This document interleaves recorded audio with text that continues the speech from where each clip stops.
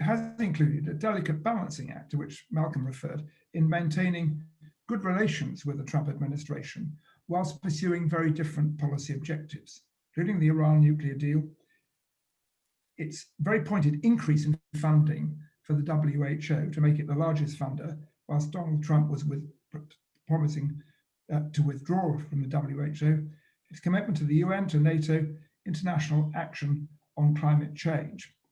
And I'd add to that its decision to merge DFID with the Foreign Office, controversial, I know, especially in my own party, but the previous institutional and in many ways artificial division between these departments was increasingly dysfunctional, as all of us know who had to try to make it a success. These factors make the forthcoming review the most important one since the end of the Cold War. What should its priorities be? Well, first of all, maintaining a close and constructive relationship with the United States. No one can predict the result of the November the 3rd election, except to remind ourselves that the US electoral system is full of surprises. The UK government's wise to delay publication until after the election. But whoever wins, understanding that of all our international relationships, as with the US is fundamental, must be a cornerstone of the review. This is not to make us subservient to the United States. Indeed, as the United Kingdom and government has shown in the past 4 years, there will be many issues where our policies and those of the US will diverge. But it is to recognise the commonality of interests and values between us and the US. And note too that whilst a Biden presidency will be less of a roller coaster than Donald Trump's, and with a bit of luck will lead to a restoration of the State Department's role in leading United States foreign policy, it will not be without its challenges and conflicts with the United States. Secondly, we've got to develop ever closer foreign policy relations with EU member states, and particularly with France and Germany. As Malcolm said, this has happened on Iran, WHO, and climate change. I'm skeptical about EU+1 formulations, because having sat through loads of them, I think they have a value. So it's in principle a good idea, but the basic groundwork has got to be done through bilateral relations with France and Germany. And the simple reality of the past 50 years was and will remain that there was only a EU foreign policy if France and Germany were leading it with the UK, and that will remain true for the future. Third, notwithstanding COVID, we've got to ensure that our defence and security forces are properly funded. And I think it is really important to get the amount of money we're spending on COVID in perspective. Yes, it's huge and it will rise, but this is like expenditure in a war. And after the last war, we had an absolute mountain of debt, but sensibly, both Conservative and Labour governments decided to reduce that, not over 5 years, but over 15, 20 years. Fourth, we've got to lift the national ambitions of the UK as to the prominence we can achieve on the world stage. Now, I don't mean here having a document which is peppered with sub-Churchillian rhetoric. That convinces no one. And I'm not even sure that in the current circumstances, Winston Churchill would himself use such rhetoric, which was relevant 80 years ago, but not today. But we do have strengths which are disproportionate to our size. These include soft power, and in the soft power rankings, the United Kingdom has oscillated between first and second. And the latest survey for last year put us second, less than 1 percentage point behind France. So we've got this power. In the vacuum left by Trump, and given the increasing insularity of the American people, of which even a Biden presidency will have to take account, we can take much more of a lead in institutions and be ready, where necessary, to support our soft power with displays of hard power. Thank you. Thank you very much, Jack. I'm now going to ask Ming to give us his 5 minutes, and then we can open the discussion after that. Ming. Well, I don't disagree with anything that's been said either by Malcolm or Jack. And I had intended to set out 3 case studies, really, and to suggest areas in which I would certainly hope, we would all hope, that we would at last get a foreign policy, because I think it's very difficult to define the United Kingdom's foreign policy in any material way. First of all, we don't need a new Cold War with China. We should take on a much more nuanced approach than the American ones. And Tony Blair summed it up rather well, I thought, when he said we should be willing to confront, to contain, and if necessary, cooperate, because there are issues like the environment upon which the cooperation of China will be absolutely essential. I mean, so far, it seems to me that our policy towards China has been rather dogged loyalty towards the United States, at the same time trying not to interfere with the prospect of further Chinese investment in the United Kingdom. Well, we've already had the issue of Huawei, which shows just exactly how investment of that kind can have an impact on national interest. I think we should be much clearer in our view as to where the national interest lies in our relationships with China. The other thing I think we would be wise to do, given that China's influence in the East is increasing, that its ambition is increasing, we should be looking at alliances, relationships like with Australia and New Zealand, after all, both in the Commonwealth already. Australia in particular, having incurred the wrath of China at one stage. Japan, which is now taking a different view of its military and defense issues. And of course, South Korea as well. So what should we do by way of, we should certainly challenge the theft of intellectual property. We should be eloquent in pointing to human rights abuses, and in particular Hong Kong. Although I think we have to be realistic about the impact that we can have upon these policies. And we should certainly call, I think, in the wider world, attention to the consequences of the Belt and Road policy. And that rather curious thing of which I only came across fairly recently, called debt diplomacy, in which you lend people large sums of money which they can't really afford, and then when they're unable to pay, you extract political concessions. And that has become an increasing element in the armory, it seems to me, of China's foreign policy. I thought I would have to say a word or two about Russia, but I'm not sure anything much will change. I mean, Putin seems to have secured his own personal future by a quite extraordinary constitutional change. And those who argue that the Russian economy is more stable than it's been recently, but he is subject to individual dissent. And it's notable that he has very considerable nervousness over Belarusia, willing to listen, but not really willing to do very much. He does have an opportunity, though, and that, of course, is on the issue of Nagorno-Karabakh, because he has both influence in Azerbaijan and Armenia. And in a way, that will be something of a test for Russia if it sees itself as a power with world influence. Just exactly what can it do to bring to an end to something which is potentially very dangerous, because if we could finish up the regional proxy war. Interestingly, I think we should be encouraging Germany as part of our policy to pull out of the Nord Stream 2. That's the pipeline that takes gas into Germany. I think German reliance on Russian energy is detrimental to Germany and detrimental to the European Union as well. I also wanted to say a word or two about the United States. I have actually been talking to some of my friends over there. And they almost have a concerted view that Biden's tone will be different, but we may not notice much change in policy. If you remember, Trump said, America first. Well, there is no sense in which Biden, if he's elected, is going to stand up and say, well, it's the end of America first. That would not make much sense, would it? And nor, for example, might we expect a change in American policy in the Middle East, because, of course, we know the enormous impact and influence domestically there is in the American system in support of Israel. And I'm told by people who claim to know that there'll be a concentration on domestic issues. And there's one which he really must take up. And of course, that is the issue of race relations. There is rising unemployment, and therefore the impact of the virus is something that Biden will have to turn his attention to.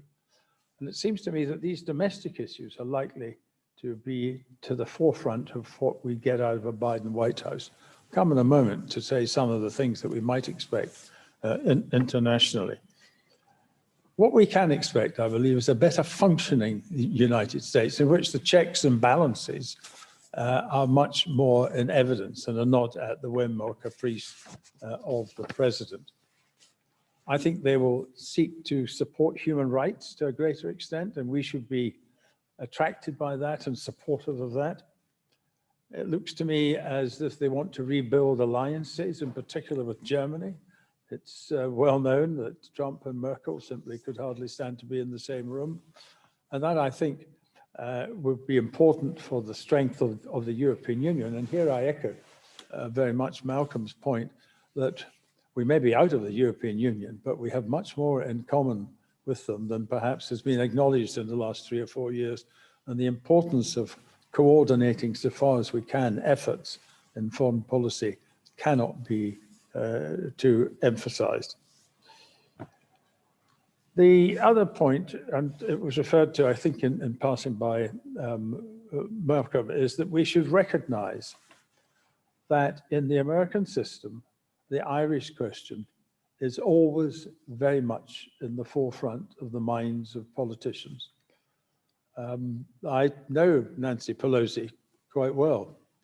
You can bet your bottom dollar, forgive the Americanism, that if she says there will be no trade deal if there's anything which is seen to detract from the Good Friday Agreement, she means it. And that is something which our government will have to take account of, and to understand that America's position on that is enormously strong. And finally, there is one area in which we might seek to try and influence the United States, and that's on what came to be called colloquially the Iranian nuclear deal. Because Biden has said that he is in favor of the restoration, as it were, of that, so far as the United States is concerned. But some of the conditions he's laid down would be unacceptable to Iran. Of that, there is no doubt. And I think we can play a very significant role there, along with others who have stuck to the JCPOA, in seeking to emphasize to the United States the enormous importance of trying to put that deal back together. Because not just of its consequences for Iran, but for the whole issue of nuclear ambition in the Middle East. Thank you very much, Ming. It's very interesting listening to our three panelists, because although they didn't disagree with each other, they covered different areas with different emphasis. So I think we have room for quite an interesting discussion as a result of that. One of the things which interested me is that we were talking about the review, and everything I read about the review is that it's going to make a remarkable change in our defense policy, that we're going to reduce the importance of the Army and the Air Force. We'll probably maintain the importance of the Navy, but we're now going to start looking to space and to cyber as our main area of interest. Now, I wonder whether our panelists would just like to say whether they think this is a good move or a bad move. I'm an old traditionalist. I'm always frightened that when we do diminish our military capabilities, we tend to find a bit further down the road we have to start rebuilding them fairly quickly. So perhaps that's a cynical view, but I wonder whether, Malcolm, would you got anything to say on that? Right. First of all, we've got to get this in perspective in two ways. First of all, this is not going to be, if it's a cut in the armed forces budget, it's not going to be the first one. It's going to be the culmination of a whole series of reductions over a good number of years. But paradoxically, the United Kingdom still has, what is it, the fifth, sixth largest defense budget in the world. So why does it have this problem? It has this problem for a very specific reason. It is because the United Kingdom, I think correctly, has always been determined that the kit that our armed forces use, the aircraft, the ships, the tanks, the artillery, and so forth, must be of the highest order in order to win battles. No use having an army if you are unlikely to be able to win a conflict. And that cutting edge is very, very expensive. And therefore, it's the cost of procurement. So when you reduce the size of the army, it's very sad. I don't want to see it happen any more than you do, Michael.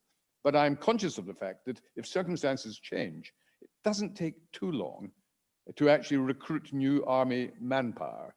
What you can't do quickly is suddenly produce fighter aircraft or submarines or artillery. That can take years, not weeks or months.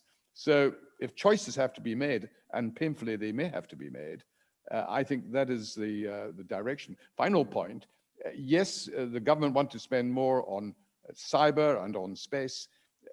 You can do that without busting the defense budget.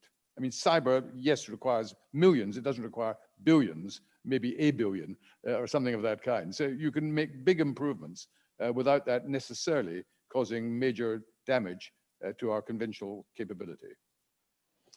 Well, there's a very interesting speech made by the Chief of the Defence Staff, the Policy Forum, about a fortnight ago, and I recommend that as reading of what is essentially a new strategic concept. Not only are we 5th or 6th in the world, but we're 2nd in NATO. And any decisions made by the United Kingdom, which appeared to have the effect of reducing our commitment to NATO, would, I think, be very destabilizing. The other point, and here I'm like a traditionalist like you, but I recognize space and all these other challenges. But what one has to remember is that we're as much about deterrence. And if you hollow out the army, for example, we've got enhanced forward presence in Estonia. We've got, well, all 3 Baltics, this is NATO, all 3 Baltics and Poland. And what is that? It is a deterrence against any thought that Mr. Putin might have that he might roll these tanks into any tanks into any of these countries. And so deterrence, it seems to me, has to have various levels. And if you take away, if you like, the everyday deterrence, then you find yourself more and more reliant on something which is much further up the ladder. And by doing so, then you may find yourself engaged in a far more extreme sense of conflict than would have been necessary if you'd had, let's say, a squadron of tanks or a battalion of infantry. So I think we have to maintain a spectrum of deterrence, recognizing always that the traditional things will not necessarily carry the same weight as before. I very much agree with that. Jack, have you got anything you want to add to this? I mean, just to look, I'm glad I'm not the Defence Secretary at the moment, but it's up to him to fight his corner and try and get them, as Malcolm did, and try and get the best deal that he can. I accept what Malcolm says, that if you're dealing with expenditure in the margin, and you always are, then you may have to make a choice to go for much more effective kit than simply an extra infantry regiment, because they, if push comes to shove, can be recruited at relatively short notice. I'm not in favour of completely downsizing the size or capability of the army, which is essentially what we're talking about here. Partly for the reasons that Ming mentions, that, okay, so the tanks we deploy in the Baltics may not do brilliantly if they were in active contact with the enemy. That's not quite the point. This is, however, about psychology and using this display of hard power to influence our diplomacy. And we also need to remember that it's the army which actually has an increasingly important role in aid of the civil power in the UK, and you do need manpower for that. We've seen that in the floods. We've seen it above all in COVID, where not just having private soldiers and their NCOs running the testing sites, but also having some of the brilliant logistic experts from the army come in and sort out some of the horrendous logistical problems that the testing system has thrown up, is an important national resource and not just available or shouldn't just be available for military purposes. My last point is on cyber. I mean, these days, cyber is an essential part of any defense strategy, and we need a cyber capability, both an aggressive one, but above all, a defensive one, because given the fact that all the kit works digitally, if the enemy can get through to that and disrupt what we're doing, then battle plans will be rather hopeless. Thank you. Yes, One yeah. very short point.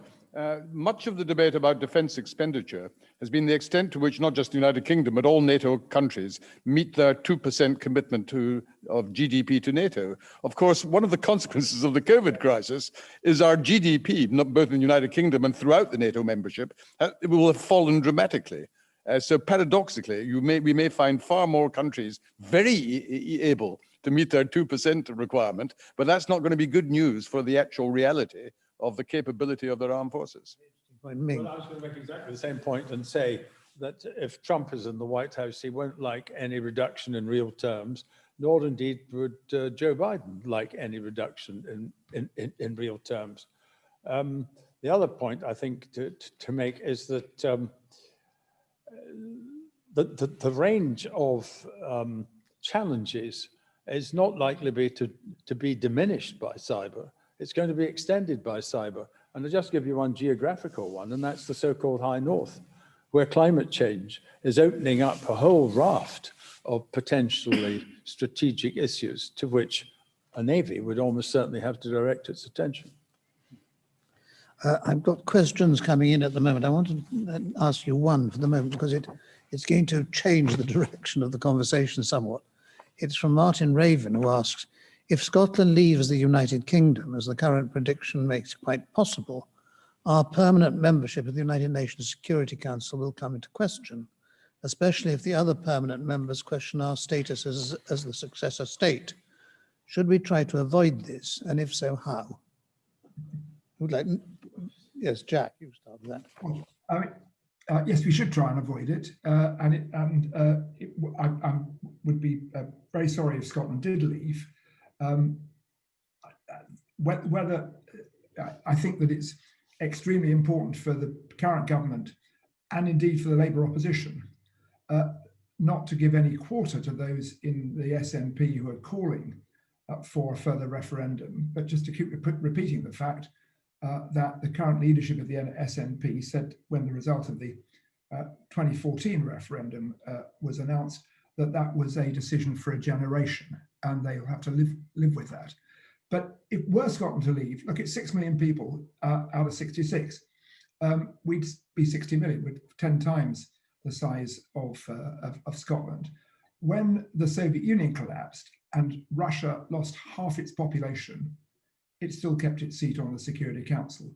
And I'm not sure that France, for example, would wish to see our seat brought into question, because the next one on the agenda could be its seat. Anybody else like to come in? Malcolm? First of all, we shouldn't get into sort of mode of thinking that somehow independence is becoming inevitable for Scotland because of 2 or 3 opinion polls. I'm not saying there isn't a challenge. There is a real challenge. But of course, nobody at the moment is contemplating an immediate short-term referendum. And so answers to opinion polls are not conclusive in any sense. But there's a big argument to be fought. In terms of the particular question you asked, there's a difference between population consequences and reputational consequences. In population, as is being indicated, Scotland has 5 million out of 65 million. So the vast majority of the UK population is not reduced by Scottish independence if that ever happened. However, look at a map of the United Kingdom, and that's the politics of it. It looks as if half the country is disappearing.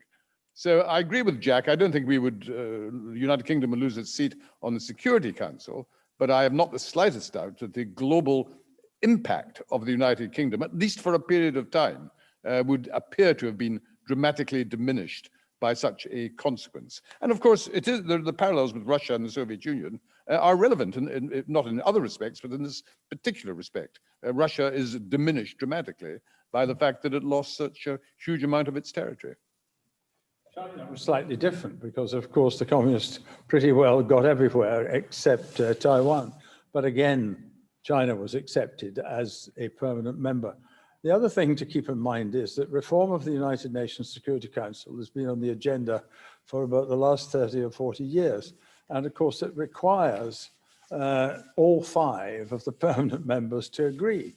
And they've so far managed quite easily not to agree.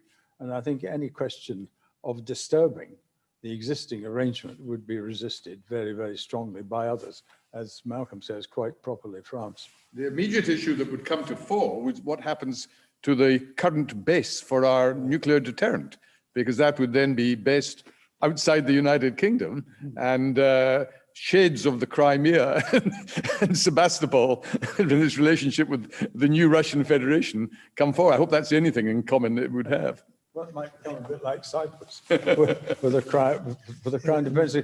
I mean, that is the point Malcolm just made is an enormously important one, not least, of course, because there have been surveys, never public, but there have been surveys around various possibilities elsewhere other than in Scotland. And it's very difficult to get the geology correct in order to have a base for a fleet of 4 nuclear powered and nuclear armed submarines. I mean, you mentioned the question of the United Nations Security Council. One of the things which has always fascinated me, and this was designed after the war by the victors. And the victors had one ambition, which was to make sure that they were never going to find themselves on the wrong side of the argument. So they built a system which said the veto could prevent the rest of the United Nations, in a sense, the rest of the world doing what they wanted to, as long as one member of the Security Council said no.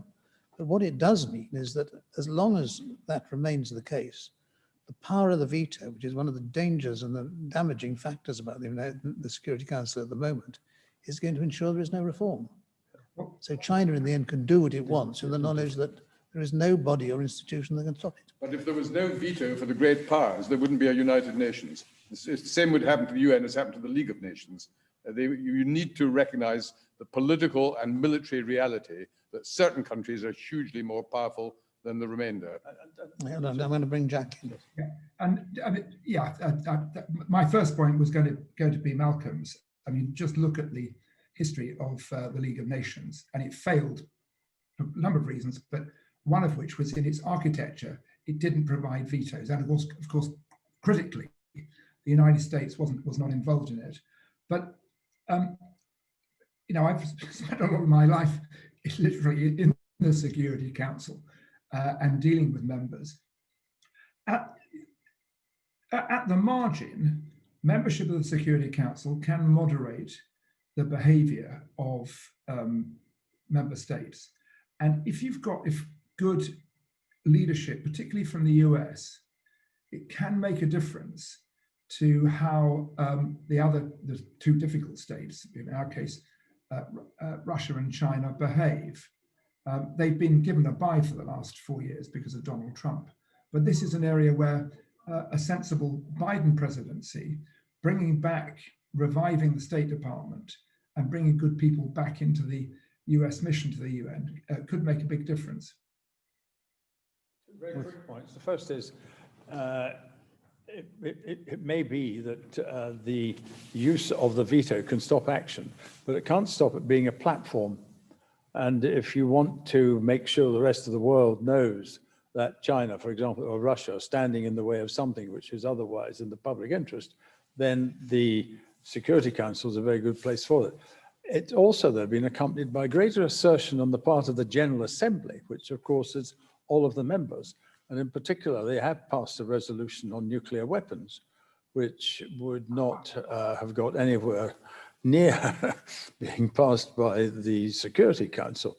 So there's a price to be paid, I think, that the General Assembly, more assertive among the NAM, the non-aligned nations, all the non-aligned members, I beg your pardon, that does create some tensions within the UN. But at the moment, the Constitution is very faithful to our and the position of others who are permanent members. I'm going to move on from this. We've had a question in from Madeleine Moon, which is rather a specific question. I'd like to hear your answer. She asks, should the review include a national resilience planning mechanism that would include all levels of government and citizens in planning responses and coping mechanisms along the lines of those used in the Baltic and Nordic states, such as the Swedish, if war or disaster comes? Well, in principle, yes. And Finland might also have been an illustration of the same thing, where the Defence Committee in Finland, for example, consists of all of these components that Madam Moon has just described. Remember, though, we're talking about quite different political cultures in Scandinavian countries, and there might be quite a lot of vested interest to be overcome. But certainly being better able and ready to deal with the kind of issues like the virus, that would obviously be in our interest. Well, Most of the debate about resilience has been in response to cyber attack. If you suddenly had the malfunction of your electricity power grid or of your other crucial requirements of your national infrastructure. The United Kingdom is actually probably in a better position than the vast majority of countries because it actually has already given resilience high priority in the way that it uses the resources available and in the strategy that is pursued. Now, there's still scope for further, but resilience by itself doesn't mean you don't have damage done to your system. It really determines how long it takes before you can get back to some degree of normality. So we're doing a lot in that already in the UK. Yes, we could do more. Madeline may be right. We need more of a specific strategy in order to meet the sort of details that others' approaches have not yet met. But it's not something that's been ignored. Jack, do you want to add to that? I agree with what lies behind Madeline's question. Personally, I don't think this is I think it's a really important issue. It's not a major issue for this review, defence and security and foreign policy. There is, as COVID has shown up, there is an overwhelming argument for far better standing arrangements for coordination on civil matters between central and local government and the other institutions involved, and of course the other three nations as well. But I wouldn't overload this review document with that, and really it just requires political understanding and political will by central government about the importance of building up standing mechanisms. And then, by the way, doing some of which we did not enough in government, is holding exercises with local government and other and the nations, so that the decision makers, when they're faced with a real crisis, will at least have an understanding about the rhythm of these crises, even though, as it were, the script for the crisis will be a bit different. Can I again, I mean, we've got about 8 minutes left. Can I change the subject slightly? One of the things that worries me is we talk about our foreign policy and we talk about the rather grand things that we can do with it. But when it came to Hong Kong and the protests, all we could do really was wring our hands and say we disapproved. I'm worried that some way further down the line, we're going to find ourselves facing very difficult questions about Taiwan. The Chinese are serious about bringing Taiwan back into China. This is not a question of diplomacy, it's a question of national pride for them. If they do, and they've threatened to do this, if they do attack Taiwan, how should we respond? Well, it depends who you mean by we. Primarily, it's the United States, because they have already given various security assurances to Taiwan. They don't have a formal treaty, but they provide a lot of military equipment, and they've indicated that they would intervene in some form.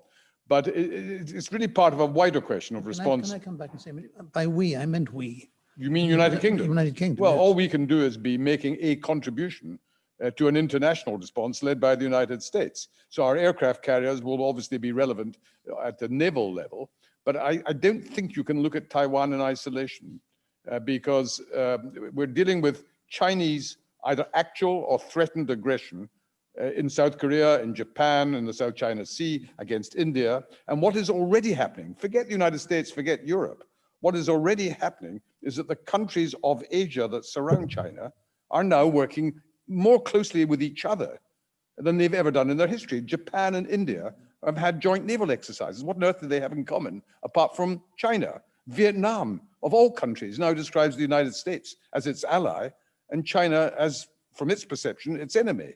And you now have had the creation of the final point, the creation of what's called the Quad, which is 4 countries. It was originally Japan, Australia, and the United States working together. Now India has joined them. And India, throughout the whole of the Cold War, was non-aligned. It refused to be in any way involved in these disputes because India itself feels threatened. You now have these 4 very powerful countries working together, and it's not a Cold War yet, and hopefully it won't be one. It's essentially a policy of growing containment of China, but it has to be done. And this, I slightly disagreed with your initial remarks, Ming, when you implied we mustn't be too aggressive. Well, of course we mustn't be aggressive, but we must also not give China the impression that it doesn't pay a heavy price for its agreement. I'm sure we agree on that. That's just why I wanted to use the point expression clarified. confront, contain, and cooperate when appropriate. But the containment actually has to be, it has to be convincing to China that it's going to face a common response. It can take off each of these individual countries one-to-one and probably win. It can't contemplate. And final point, in Beijing at this moment, both Xi Jinping, or if not him, his colleagues must be saying, is this current Chinese policy actually helping us? Because yes, we are bullying all these countries and making threats and getting individual responses, but we're building up an alliance against us of our Asian neighbors, as well as the United States. Well, I heartily endorse that. And the point I was very quickly going to make is, be aware the United States would look for support of some kind, either aircraft carriers or intelligence or things of that kind, because it would not want to be alone and single-handed. And as Malcolm rightly says, the best way of preventing all of that is to have the strength of political alliances of China's neighbors. Jack. Well, I agree with Ming and Malcolm on this. What we have to do is not only psychologically, but also diplomatically and through displays of military power, is to persuade people in Beijing that a military attack on Taiwan is not a good idea, because if it were to happen, there'd be a bloodbath, and it'd be extremely difficult. And for sure, I mean, if it was going to be a longer war, we would get dragged in, as for sure Australia would too. But there's also an issue here about whether we want it both ways with China. And I think this is one of the reasons why our response to Hong Kong has been so difficult, because we want China, quotes, to follow Western liberal norms, which is not going to do. On the other hand, we want access to cheap Chinese goods. And one of the things I think we have got to consider across the West, not just in the US, is the fact we've become over-dependent on China in terms of our supply chains. Because if China was to act really aggressively in Taiwan, then we would, the West overall, as well as the surrounding countries, would have to be able to say to China, we're not willing to trade with you on the basis that you've been doing, been expected, and which would obviously have a fundamental deleterious effect on the Chinese economy. Can I say, just on the Taiwan point, I am not at the moment convinced that China is in fact planning to invade Taiwan. And for this reason, Taiwan's not Hong Kong. Taiwan is not only a large island, it is an island of 20 million people with very large armed forces for a country of that size. Now, I'm not saying therefore they could stop China. China would win an all-out war, but the Chinese would have to land hundreds of thousands of their troops in Taiwan, be faced with determined opposition and well-armed opposition, quite apart from the United States. They would lose a hell of a lot of people. They would have a lot of casualties, and it would take them weeks, possibly months, to actually succeed. So the damage they would do to their global reputation and to domestic opinion within China, I'm far from convinced that that is part of their plan, unless Taiwan was to declare independence and provoke them into some action of that kind. Maybe wrong, but that's my feel. I hope you're right. So Now, do we've got a little time left at the end. I'm going to give you each 2 minutes to just summarize your thoughts at the end of this conversation. I'm going to go opposite way from the one we started with. So Ming, start off. Well, we need a foreign policy. We need a Foreign and Commonwealth Office which is confident again. I don't think that has been the case. I think you could argue very strongly that William Hague did a great deal of good for the Foreign Office, not least by restoring the language school and things of that kind. But it seems to me that the FCO has under the burden really of the European Union argument, has become, if not, certainly not demoralized, but diverted and distracted. And the one thing we have to get, it seems to me, is a far greater degree of self-confidence in the Foreign Office to help to assist all these manifest and manifold challenges that we've just outlined. Yeah. Well, I mean, it's about the Foreign and Development Office, as it now is, as well as the Ministry of Defence and the agencies. What it comes down to is clarity of leadership.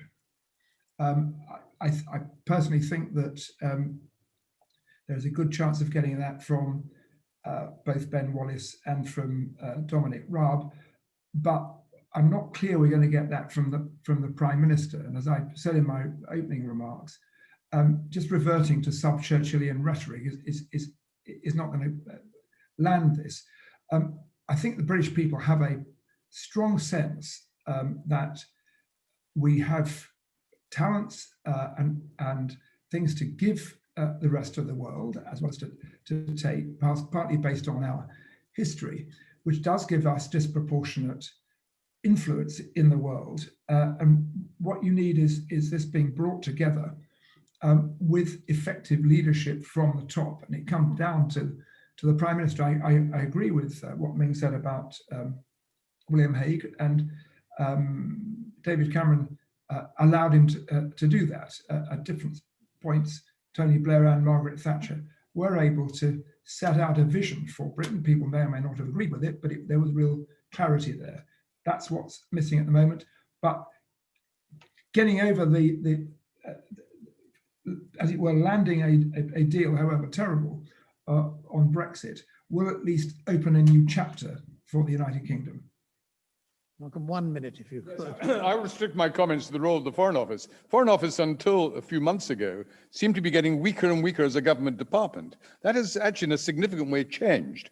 First of all, it's not insignificant that Dominic Raab is First Secretary of State, so he has a status within the cabinet higher than has been the case. Secondly, the Foreign Office have been tremendously weakened when the single biggest foreign policy challenge, Brexit, was taken out of their hands and put into the control of a completely new government department. Now, Brexit as a department is disappearing, has disappeared. The Foreign Office now will revert to being our foreign policy establishment. And the third and very important point, don't underestimate it, the re-merger of DFID with the Foreign Office, Overseas Development. I was the last Foreign Secretary to be in charge of both before Tony Blair created DFID. Now, I know it's a controversial issue, but I personally have never changed from my belief that it has been a weakening of the United Kingdom for our foreign policy and the distribution of vast resources to foreign countries, overseas countries, to be run by two departments that have no automatic coordinating capability. That's now been reversed. So the Foreign Office